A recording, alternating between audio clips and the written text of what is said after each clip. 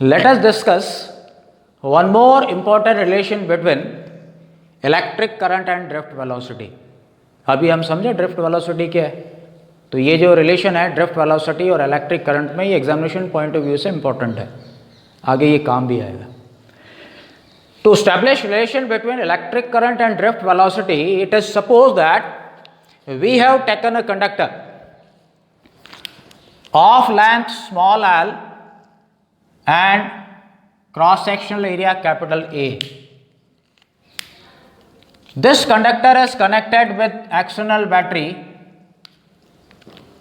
which is providing potential difference capital V across the ends of this conductor. हमने एक conductor लिया है जिसकी लेंथ स्मॉल एल मानी है और क्रॉस सेक्शनल एरिया इसका कैपिटल है, अनुप्रस्थ काट का क्षेत्रफल इसका कैपिटल है. इसको एक एक्सटर्नल बैटरी से हमने ऐड कर दिया जिसके एंड्स के ऊपर क्या कर रही है, वी पोटेंशियल डिफरेंस क्रिएट कर रही है. If n small n be the number of free electrons per unit volume of this conductor, then total number of electrons present inside the conductor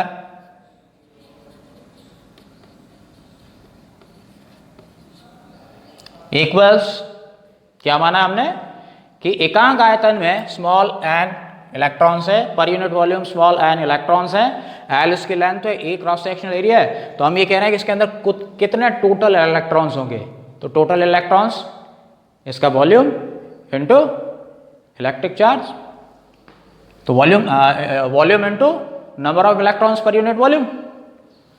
क्या होगा यहाँ पर, टोटल नंबर ऑफ इलेक्ट्रॉन्स कितने हो जाएंगे, ये जो हमने कंडक्टर लिया है इसका वॉल्यूम एंड इसको हम मल्टीप्लाई कर दें स्मॉल एन से number of free electrons per unit volume, तो टोटल नंबर ऑफ इलेक्ट्रॉन्स हमें मिल जाएंगे. तो कितना हो जाएगा,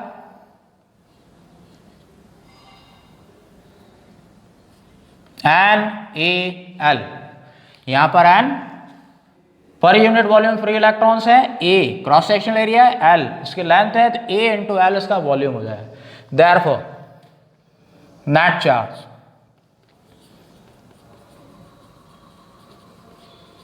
एक इलेक्ट्रॉन पर ई चार्ज हम मान रहे हैं, तो नेट चार्ज कितना हो जाएगा, N e A L.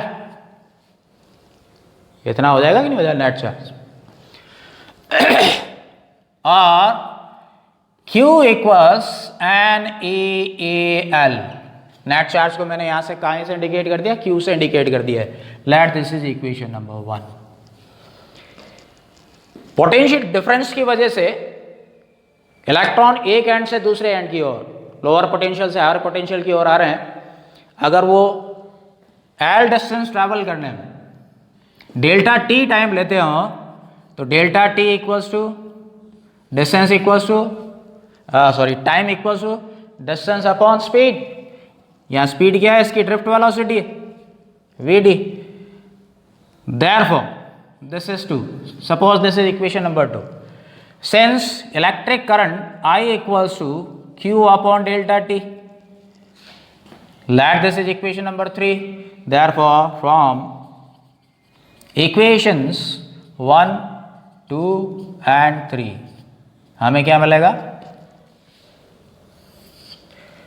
I equals n e A L upon delta T की जगह क्या रखेंगे, L upon v d. L is cancelled out और I equals n e A v d. This is a relation between electric current and drift velocity of free electrons. आसान सा है, उम्मीद करता हूं आपको समझ में आया. अभी हमने क्या देखा, जो मोबिलिटी है mu equals V D upon E होता है, अभी देखा अपन ने. implies that Vd equals mu E. Therefore, this expression can also be written as I equals n E A into mu E. तो ये कोरिलेशन मिल गया. This is the relation between electric current and mobility. Clear? जिस तरह से हमने electric current और drift velocity में रिलेशन निकाला, उसी तरह से we can establish relationship between drift velocity and potential difference. Situation is again similar. We have taken a conductor and across the ends of a conductor potential difference capital V is applied and it is supposed that length of the conductor is L. वैसी situation है, हमने क्या किया, L लंबाई का एक conductor लिया, उसके एंड्स के ऊपर V पोटेंशियल डिफरेंस हमने अप्लाई किया. तो जैसे V पोटेंशियल डिफरेंस अप्लाई करेंगे, जो इलेक्ट्रॉन्स हैं जो पोटेंशियल डिफरेंस अप्लाई करने से पहले रैंडम मोशन कर रहे थे, इधर उधर चल रहे थे, जिगजैग मोशन जिनका हो रहा था, वो एक पर्टिकुलर डायरेक्शन में चलने के लिए बाध्य हो जाएंगे, ड्रिफ्ट वेलोसिटी से मूव करेंगे. तो in that condition we know that drift velocity equals E upon m into tau. We have just established this relation. Now here we have taken a conductor of length small l across the ends of which potential difference V is applied. Therefore we know that electric field E equals V upon L. उसके across हमने जब potential difference लगाया V, length उसकी L है, तो E equals to V upon L. ये भी हम पहले चैप्टर्स में कर चुके हैं, पोटेंशियल ग्रेडियंट है.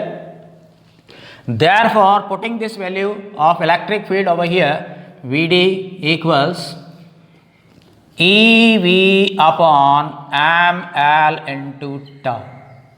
Or after rearranging we can write drift velocity Vd equals to E tau upon ml into V.